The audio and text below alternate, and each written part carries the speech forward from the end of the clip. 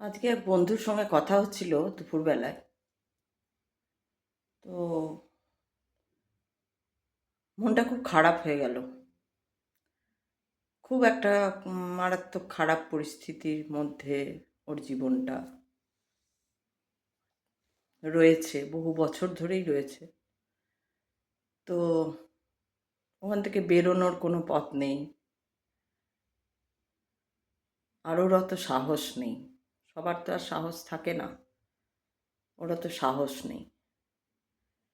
তো ভেবে মনটা খুব খারাপ হয়ে গেল যে কোনোভাবেই যে তাকে হেল্প করব সেই ক্ষমতা সামর্থ্য আমার নেই। শুধু তো মুখে বললেই হলো না। তো এই সূত্রে একটা জিনিস, এইগুলো আমাদের অভিজ্ঞতা দেয় বিভিন্ন রকম। এই জিনিসগুলো আমাদের মারাত্মক একটা অভিজ্ঞতা হয় আমাদের, যে ওর যে খারাপ পরিস্থিতিটা, সেটা ওর বাড়ির লোকের জন্য না, ওর শ্বশুর বাড়ি না, নিজের বাড়ি, একদম নিজের মা, ভাই, বোন, দিদি, এদের থেকে। দিদিরা তো যাই হোক থাকে না, কিন্তু না থাকলেও এবার মুশকিলটা হচ্ছে ওর একটা ফিজিক্যাল প্রবলেম রয়েছে। আমি এখানে খুলে বলবো না, খুলে বললে হয়তো ওর বাড়ির লোক কেউ দেখবে না, কিন্তু ও দেখলেও কীভাবে ব্যাপারটা নেবে, বুঝতে পারবে কিনা, আর থাকে আমার থেকে অনেক দূরে, আমি তাকে ঠিকভাবে বোঝাতে পারবো কিনা, দুঃখ পাবে কিনা আরও বেশি।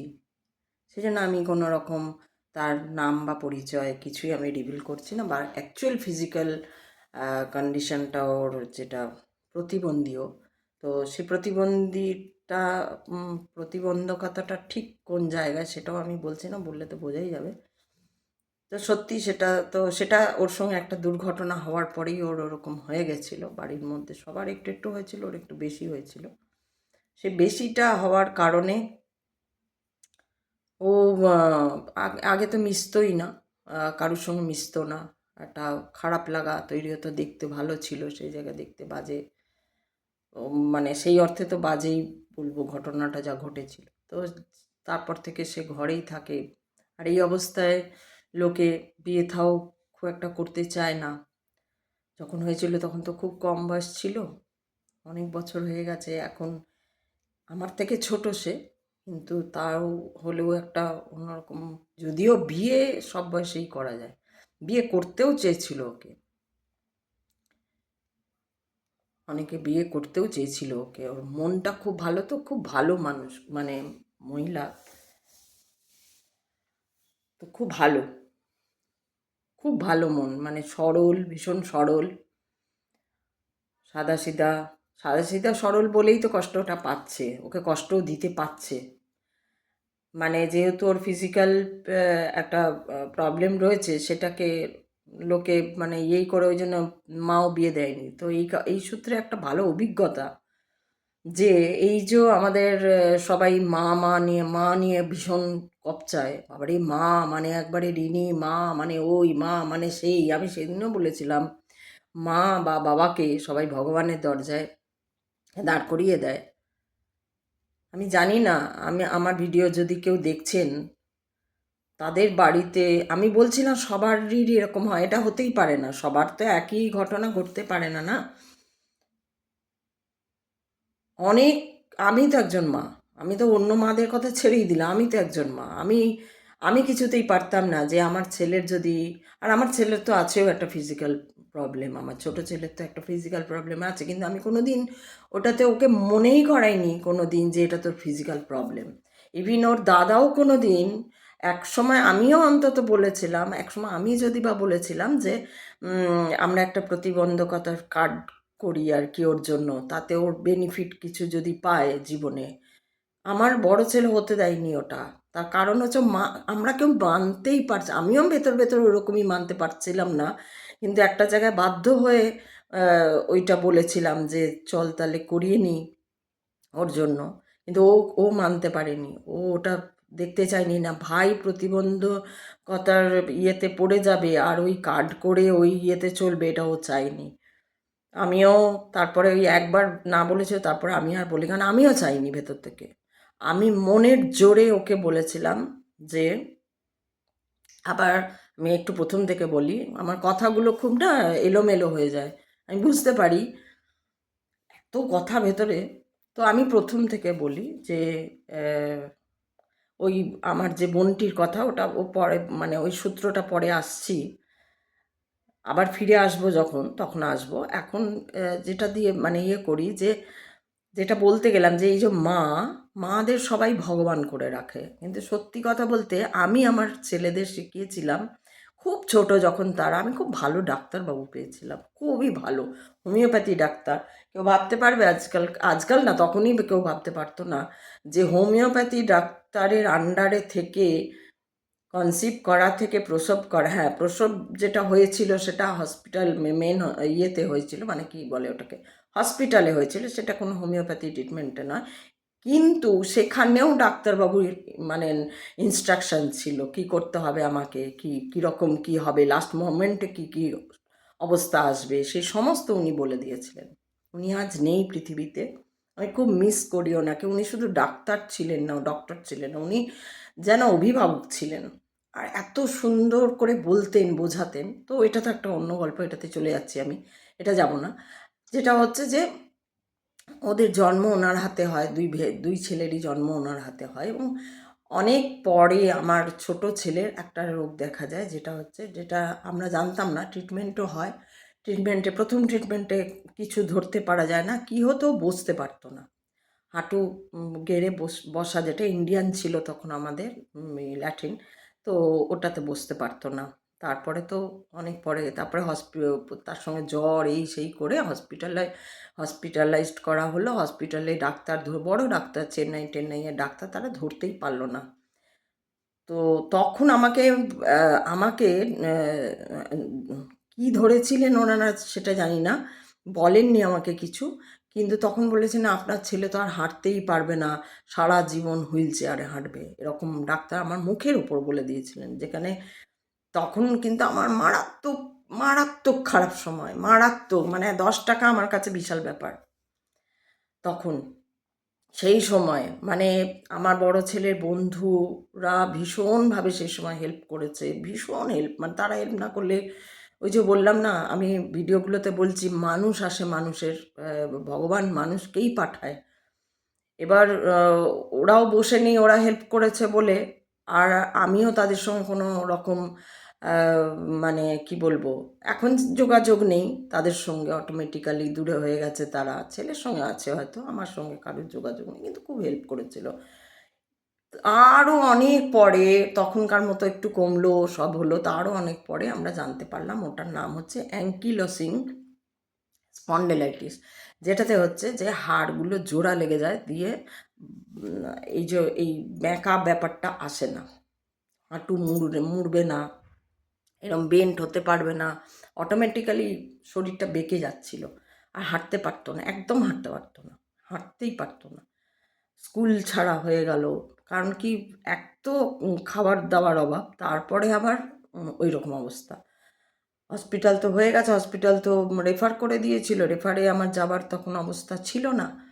তো সেই জন্য ওখানেরই একটা বড় হসপিটালে, তখন আমরা দুর্গাপুরে থাকতাম, ওখানেরই হলো, হয়ে তারপরে ইয়ে করে ওকে নিয়ে আসা হলো, কিছু হলো না। অনেক পরে আবার, বা তারও প্রায় 2000 কত সালে হয়েছিল ওটা, 19-এর পর 20, 21, 22, আবার 22-এ ওটার রিল্যাপস যখন করলো, তখন আমরা একজন ভালো ডাক্তার পেলাম, সেই ট্রিটমেন্ট শুরু হলো। তখন উনি বললেন অ্যাঙ্কিলোসিং স্পন্ডেলাইটিস এটা। তো তখন ওই অবস্থা, খারাপ অবস্থা থেকে আজকেও একদমই ভালো বলা যায়, শুধু একটু বোঝা যায় যে ওর একটা প্রবলেম রয়েছে, আর ব্যায়াম সমানে ব্যায়াম করতে হয়, ওষুধ চলছে এখনও, ডাক্তারের আন্ডারেই রয়েছে নরব কুণ্ডুর। তো সেইখানে আমি মা হয়ে ওই কথা শুনেও কোনো দিন ওর সামনে কান্নাকাটি করা, বা যে বলা হয় কি হয়ে গেল, একে তো আমার এই অবস্থা, তার মধ্যে আবার ছেলের এই হয়ে গেল, পড়াশোনা ছেড়ে গেল, কি হবে কি হবে কি হবে, মানে স্কুলও কিছু স্কুল ভীষণ ভালো স্টুডেন্ট ছিল, যার জন্য স্কুল সমানে বলছে আপনি মানে পাঠান। এবার যখন এই অবস্থা শুনলে আর কি পাঠান বলবে। তো যাই হোক, আর তো পাঠানোর কোনো ইয়ে থাকলো না। তো খুব মানে কষ্ট পেয়েছিল, আর ওই সব কষ্ট থেকেই কষ্টকে দেখতে শিখেছিলাম যে কোথা মানে কি হলো, ঘটনাগুলো কি হলো। কষ্টটা যখন পেরিয়ে পেরিয়ে আসলাম তখন আস্তে আস্তে দেখতে শিখলাম যে কি হলো, কেন হলো, এই সমস্ত দেখতে শিখলাম। আর দেখতে দেখতে যে প্রশ্নগুলো আসতো তখন সেই প্রশ্নগুলোর উত্তর পেতে পেতে অনেক কিছু শিখে গেলাম। তো এটা 2019-এর ঘটনা। আমার 15 বছর আগেই আরও বিপদে পড়েছিলাম। ওটা তো একটা শরীর খারাপের ঘটনা বললাম। তো সেই জায়গাটা থেকে যেটা মূল বক্তব্য, সেটা হচ্ছে আমি কিন্তু কোনো দিনও ওকে ওই জায়গাটাতে দুর্বল জায়গাটাতে কোনো দিনও ওকে আরও দুর্বল করার জন্য যা যা দরকার তা করিনি। আমি সবসময় মানে একদম মনে হয় মানে কোনো পাত্তাই দিতাম না। আমার ইয়েটা হচ্ছে আমি কোনো পাত্তাই দিতাম না। আর এটা সেই ডাক্তারবাবুর শেখানো ছিল। ছেলে মেয়েদের কিছু হলে কখনো মা যদি বেশি হাহুতাশ করে তাহলে সেই ছেলেমেয়ের কষ্টই আপনা আপনি বেড়ে যায়।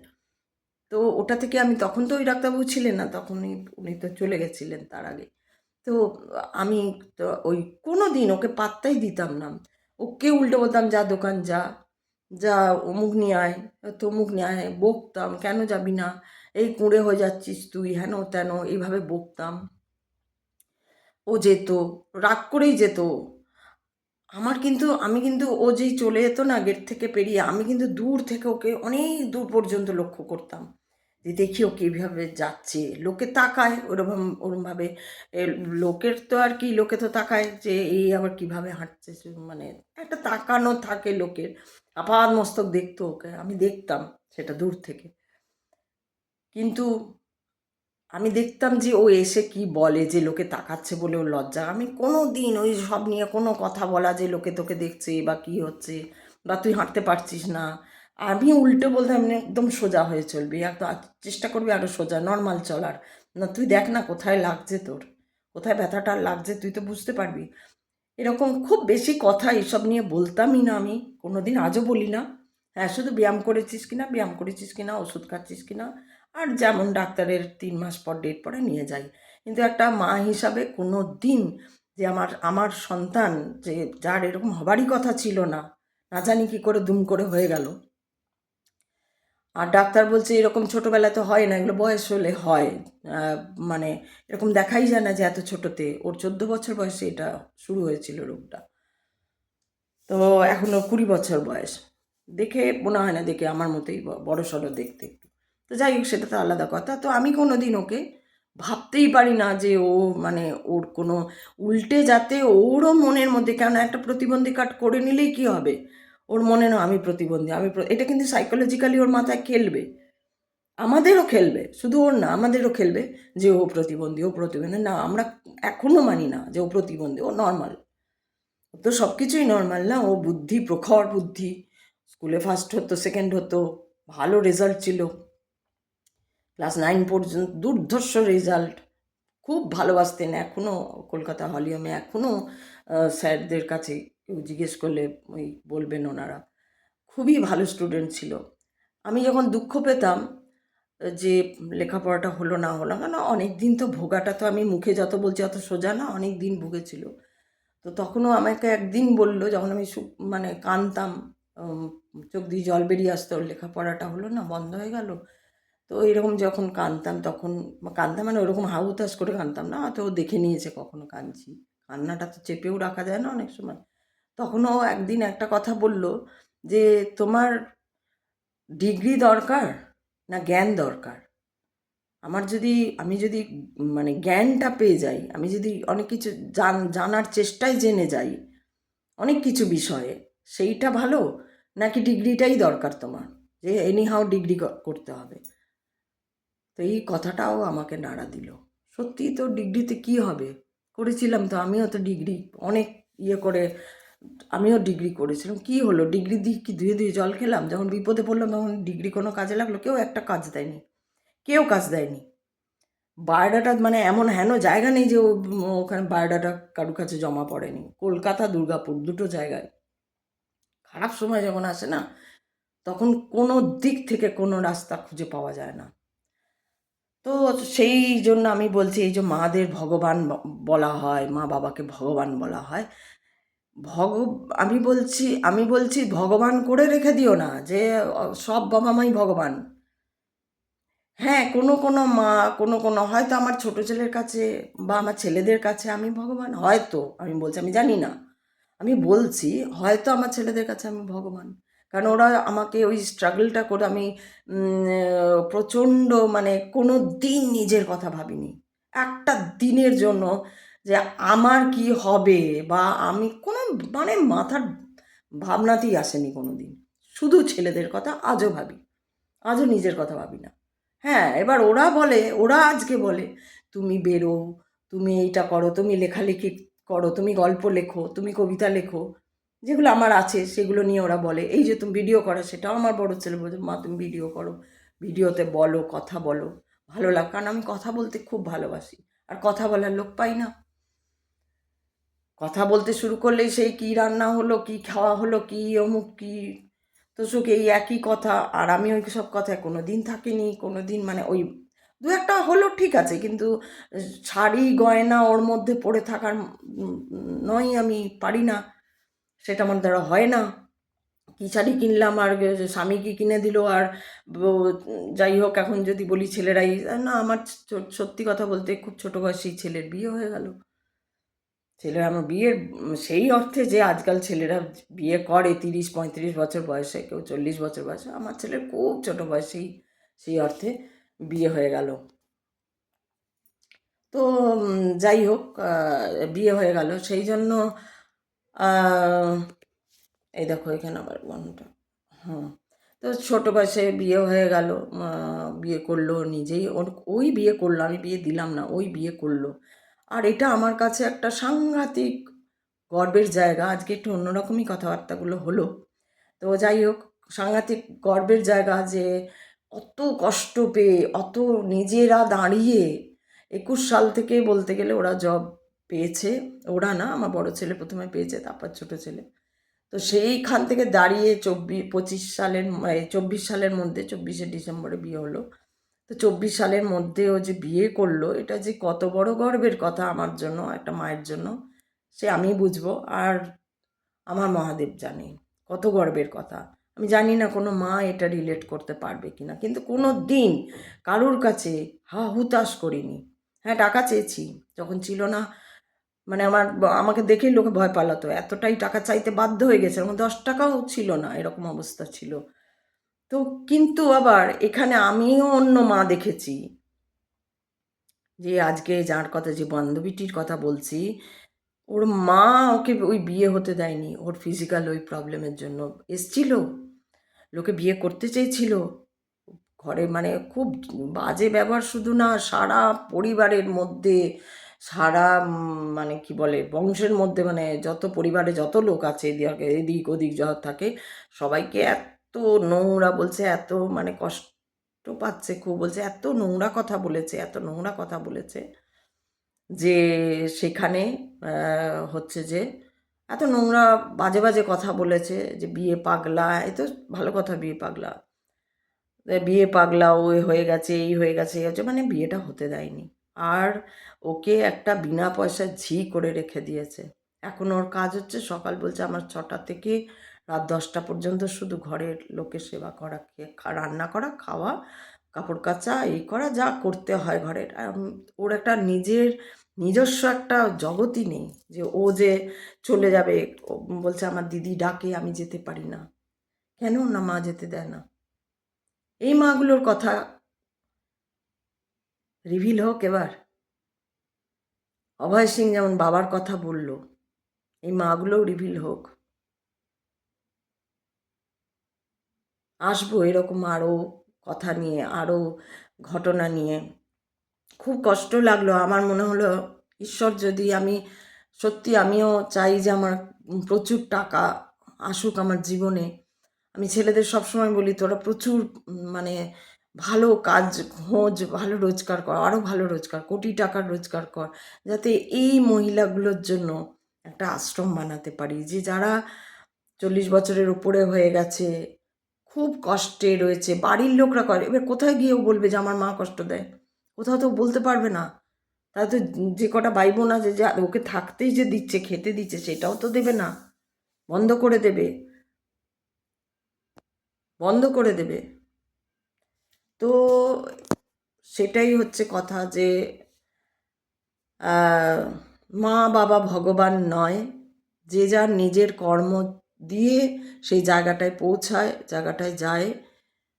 তুমি যদি ভালো কর্ম করো, তুমি সন্তানের কথা ভাবলে, তবে হ্যাঁ, ভাবা মানে ওই আমি যা চাই তাই করতে হবে, সেটা ভাবা নয়। সেইটা কিন্তু ভাবা নয় যে আমি যা চাই আমার সন্তানদের, আমি কোনো দিন আমার সন্তানদের লেখাপড়ার জন্যই হোক বা অন্য যে কোনো কাজের জন্য হোক, কোনো দিন আমি তাদের জোর দিইনি। আমি সবসময় বলেছি, যা তোদের মন চায় তোরা তাই কর, আমি আছি তোদের সব কিছুতেই, আমি আছি। কোনো দিন না করে, হ্যাঁ অবশ্য সন্তানরা তো ভুল করেই, কারণ ওরা তো ছোট, ওরা তো আর আমাদের বয়সটাতে আসতে পারে না কোনো দিন। অনেক ভুল করে, হয়তো ভুল বোঝাবুঝি হয়ে থাকে, সেগুলো বোঝানোর চেষ্টা করেছি, বোঝাই। কিন্তু যদি না বোঝে না, তখন আমি আমি বুঝতে পারি একটা জায়গায় যে বুঝতেই পারছে না, এ ভাবছে এ বুঝে গেছে, কিন্তু ও বুঝতে পারছে না, তখন আমি ছেড়ে দিই।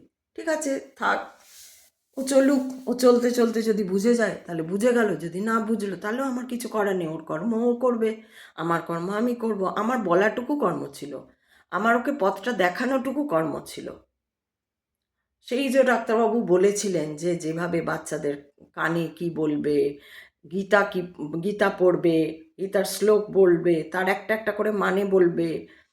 তো ওই বলতে বলতে বলতে বলতে গেছি, আজকে ওইটুকু বয়সের ছেলেরাই পুরো একদম ট্রুথের দিকে ওরাও খুঁজতে শুরু করে দিয়েছে।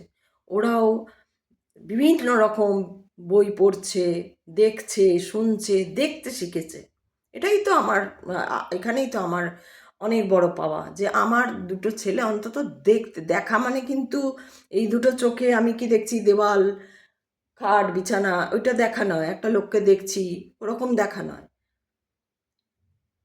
একদম মানে দেখা মিন্স এখানে উপলব্ধি করা, বা উপলব্ধি করার থেকেও বলবো যে একটা জিনিসকে রিয়েলাইজ করা, বোঝা, যে কেন এই যে ধর আমার খারাপ লাগলো, কেন খারাপ লাগলো, খারাপ লাগাটা যদি আমি রেখেই দিই, আহারে ওর কী কষ্ট, আহারে ওর কী কষ্ট, আহারে, তাহলে ওর কষ্ট তো বাড়বেই, আমি কিছু করতে পারবো না, আমার কিচ্ছু করার হাত নেই, সে আমার ছেলের বেলাই হোক আর এই বোনটির বেলাই হোক, বা এরকম বহু কেউ আছে, আমি তো কিচ্ছু করতে পারবো না। তো আমি আহা কী কষ্ট, আহা কী কষ্ট, ওই কষ্ট আমারও চলে আসবে। তো এইটা করব না, যে দেখব যে আচ্ছা এইটা এই এই হচ্ছে পরিস্থিতি, এই জন্য আমার খারাপ লাগলো, কিন্তু না, আমি তো, আমার তো কোনো হাত নেই কিছু করার, আমার এমন না টাকা পয়সা আছে, না আমার কোনো কিছু আছে যে আমি ওকে একটা কোনোভাবে হেল্প করে দেবো, যে যাও তুমি গিয়ে অমুক জায়গায় আলাদা বাড়ি করে থাকো, যাও তোমাকে একটা বাড়ি দিয়ে দিলাম, বা বাড়ি করে থাকো তুমি নিজের মতো, সেটাও তো নেই আমার। তাহলে আমি ওকে কি আর বলবো, কিছু বলার নেই। তাও যতটুকু সাহস দেবার, যে না, নিজের কথা ভাব একবার, তোকেও তো চলতে হবে, করছিস তো, তুই তো এমন না যে সবাইকে ফেলে দিয়ে চলে যাচ্ছিস কোথাও, তুই করছিস, কিন্তু নিজের কথাটাও ওখানে ভাবতে হবে, তোর শরীরের যত্ন নিতে হবে, তোর দিকে তাকাতে হবে। তোর হয়ে গেলে তো ওরা আর দেখবে না, কারণ ওরা তো তোকে বাতিলের দলেই ফেলে দিয়েছে, যে এর এই অবস্থা, একে তো কেউ কোনদিন নেবে না, নেবে না, না নেবে, কিন্তু ওরা যেতে দেবে না, আর সেটা তো ওরা লোকের কাছে বলবে না। এই যে কি বিড়ম্বনা, কি সাংঘাতিক বিড়ম্বনা, যে না পড়েছে সে জানে না। ঘরের লোক যখন সাপোর্ট দেওয়া তো দূরের কথা, উল্টে তারাই কাজে লাগায়। কত ভদ্র পরিবার, অথচ কে বলবে এদের বাইরে থেকে দেখে এরা একদম শিক্ষিত ভদ্র পরিবার, অথচ ভেতরে কি হচ্ছে। এইদিকে খুব পুজো, বাবারে ভীষণ বিশাল ভক্ত এরা, বিশাল পুজো, আচ্ছা একদম আচার আচরণ, হাত ধোয়া, এঁটো কাটা, কত কি মানা মানি এদের বাড়িতে, অথচ মনে দেখো, মন তো এঁটোই হয়ে গেছে, মনে তো সর্বক্ষণ এঁটো, মনে কখন হাত, মন কখন ধোয়া হচ্ছে, মন তো পরিষ্কার নয়। একটা মেয়েটার বিয়ে দিল না, মেয়েটার একটু ফিজিক্যাল ওই প্রবলেমের জন্য এইভাবে এখন মানে ওকে মানে বিনা পয়সা করে রেখে দিয়েছে। নিজেরই মা, নিজের একদম ওই পেটে জন্ম। ভাবা যায়? কে বলবে এসব কথা? দেখি তো তোমরা কে বলো, কার সঙ্গে এরকম হয় ঘটনা? বেরিয়ে এসো। এবার না এইসব মন্থরাদের রিভিল হওয়া দরকার। কলির যুগ না, শেষ হয়ে এসছে, এবার এদের রিভিল হওয়া দরকার আছে। আমি জানি না কেউ আমার কাহিনীর সঙ্গে রিলেট করতে পারলো কি না নিজের ঘটনাগুলো, কিন্তু মনের জোর রাখতে হবে। আমার হচ্ছে সাহস রাখো, মনের জোর রাখো, আর তুমি ঈশ্বরের পথে চলো। ঈশ্বর তোমাকেই রাস্তা দেখাবে। ভুয়ো না, ভণ্ডগিরি না যে হ্যাঁ আমি তো খুব মানি, খুব মানলে সবটাই তার উপরে ছাড়ো। তুমি তাকে প্রশ্ন করো, আমি কেন কষ্ট থাকবো? আমি কি করেছি যে আমি ওদের জন্য আমার কেন এত কষ্ট হবে? সেটা বলো তুমি। আমি কেন কষ্ট পাবো? আমি কি করেছি? আমার যে ঘটনা ঘটেছে আমার সঙ্গে, সেটা তো আমার হাত ছিল না। ঠিক আছে, একটা ঘটনা ঘটেই গেছে যখন, তাহলে তারও তো একটা রাস্তা আছে। সেই রাস্তা দেখাও আমাকে, আমি সেই রাস্তায় যাব। আমি কারুর গোলাম কেনা বা চাকরের মতো আমি থাকবো না কোথাও। আমার সঙ্গেও এরকম হয়েছিল, কিন্তু আমি ওই সাহস, শুধু সাহসের সঙ্গে বেরিয়ে এসেছিলাম। শ্বশুরবাড়ি নয়, শ্বশুরবাড়ি আমাদের খুব ভালো। শ্বশুরবাড়ি আমাদেরকে বরং উল্টে সাপোর্ট দিয়েছে। যেটুকু সাপোর্ট দেবার, মানসিক সাপোর্ট দেবার, শ্বশুরবাড়ি দিয়েছে। কিন্তু মা মা যদি, যার মানে কোনো সন্তানের, কোনো মা যদি কোনো সন্তানের ক্ষতি চায়, তখন স্বয়ং ঈশ্বর, যদি তুমি ঠিক থাকো, তো তখন স্বয়ং ঈশ্বর নেমে আসবে। এসেও ছিল, স্বয়ং ঈশ্বর নেমে আসবে। তো যাই হোক, এই হলো কথা। খুব কষ্ট লাগলো আমার, মনটা খারাপ লাগছে, কারণ আমার একটা যে আমার খুব ইচ্ছা যে এরকম তো বহু মানুষ আছে, বহু মহিলা আছে যারা শুধু একটু সাহস সঞ্চয় করতে পারছে না বলে দিনের পর দিন ওই অন্যায় পরিবারের মধ্যে, অন্যায় পরিবেশের মধ্যে থাকতে বাধ্য হয়ে যাচ্ছে। কিছু করার নেই। আজ কোথায় যাবে ও? বাইরে বাইরে গেলে তোর আরও অবস্থা খারাপ করে দেবে। তবু তো মা তো অন্তত ওইটুকু করবে না, অন্য জি চাকরের মতো রাখবে, গালাগালি দেবে, একটা কাজ না হলে, ওর শরীর খারাপ হলে দেখবে না, মানে সবটাই করবে। ওই শারীরিক ওই ব্যাপারটা ছাড়া বাকিটা সবটাই করবে মা। তবু বলবো যে ও তো লোকে খাবে না, শিয়াল কুকুরের মতন তো লোকে খাবে না। তো কি করবে ও? কি করে বেরোবে? সাহস থাকলেও বেরোতে পারতো, সাহস নেই। সবার সাহস থাকে না, আমার সাহস ছিল।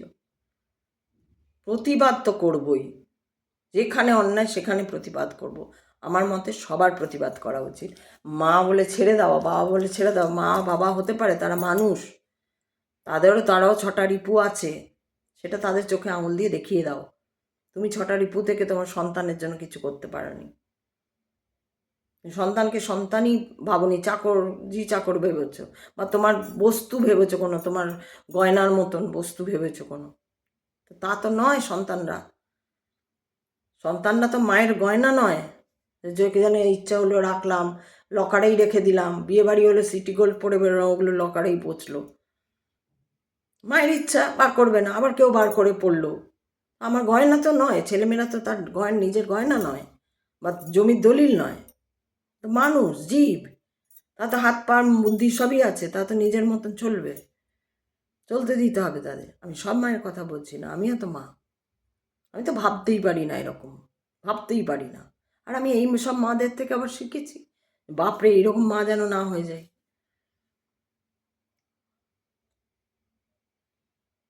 তো আজকে এই পর্যন্তই থাক, মনটাও খারাপ। কালকে আবার আসবো, বা দেখি পরে যদি আবার অন্য কিছু নিয়ে আসি বলবো। আজকে খুব এলোমেলো ভিডিওটা হলো, কথা হলো, ওকে হয়ে গেছে। চললাম, টাটা।